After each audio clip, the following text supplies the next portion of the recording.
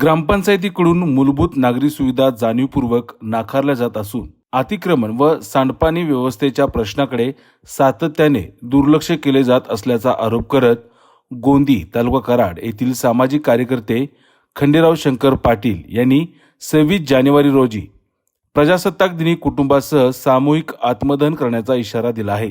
दरम्यान या संदर्भात त्यांनी थेट राज्यपाल यांच्याकडेच आत्मदहनास परवानगी देण्याची मागणी करणारे निवेदन सादर केलं आहे। याची माहिती कराड येथे आयोजित करण्यात आलेल्या पत्रकार परिषदेत त्यांनी दिली। यावेळी समस्याबाधित ग्रामस्थ देखील उपस्थित होते।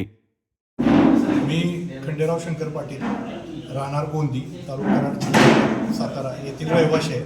व्यवसायाने मी सर्टिफाईड टॅक्स कन्सल्टंट आहे। सध्या मी राहतो गोंदी गावातील पुनर्वसित गावठाण येथे।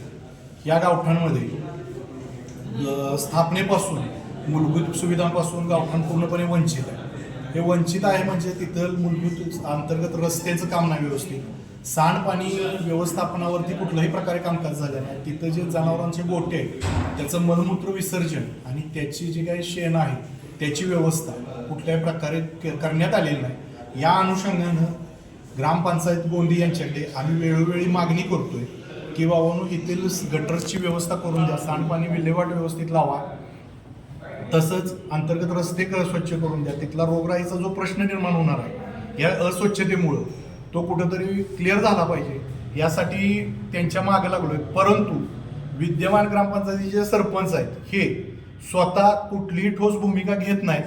काही लोकांनी तेथील रस्त्यावरती कमी जास्त प्रमाणात अतिक्रमण केलंय, त्यामुळं मूळचा जो गावठाणातला मंजूर लेआउट प्रमाणाचा जो नकाशातील रस्ता 20 फूट रुंदीचा तो अस्तित्वात राहिलेला नाही। त्यामुळे त्यांचं सांडपाणी जाण्या येण्याच्या आमच्या सर्वसामान्य लोकांच्या रस्त्यावरती येतंय आणि त्याच सांडपाण्यातून माझ्या मुलासह छोटी छोटी मुलं त्यातूनच ये जा करतात। प्रत्येकाच्या घरोघरी आजाऱ्या लोकांचं प्रमाण जास्त आहे।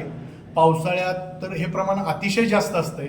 असं असताना आम्ही त्याचा पाठपुरावा करतोय, परंतु ग्रामपंचायतीचे सरपंच हे या बाबतीत पूर्णपणे दुर्लक्ष करतात। का तर त्यांचं स्वतःच गाव लेवलला अतिक्रमण आहे, ते त्यांना काढायला लागू नये हा त्यामागचा मेन उद्देश आहे। आता या दरम्यानच्या अनुषंगाने मी वेळोवेळी ग्रामपंचायत सरपंचांच्याकडे ग्रामपंचायत लेवलला पाठपुरावा करत असताना दिनांक 1 डिसेंबर 2025च्या ग्रामसभेमध्ये मी जाहीरपणे सरपंचांना व तेथील उपस्थित ग्रामस्थांना सांगितलं की जर तुम्ही 26 जानेवारी पूर्वी जर हे सांडपाणी विल्हेवाट लावून जर व्यवस्था नाही करून दिली आम्हाला, तर मला आत्मदहन करावं लागेल आणि त्याची व्यवस्था तुमची जबाबदारी राहील, ह्याची खबर तुम्ही नोंद घ्यावी असं सांगून सुद्धा त्याच्यानंतर मी गावच्या तंटामुक्ती अध्यक्षांना सांगितलं, सोसायटी संचालक चेअरमन यांना सांगितलं, कुणीही माझी गंभीर दखल घेतलेली नाही। परवा 8 जानेवारीच्या ग्रामसभेत पण मी बोललो तरी दखल घेतली नाही। म्हणून मी 9 जानेवारी 2026 रोजी महामहिम राज्यपाल सो मुख्यमंत्री महाराष्ट्र राज्य, उपमुख्यमंत्री महाराष्ट्र राज्य, दोन्ही उपमुख्यमंत्री आणि सातारा जिल्ह्याचे पालकमंत्री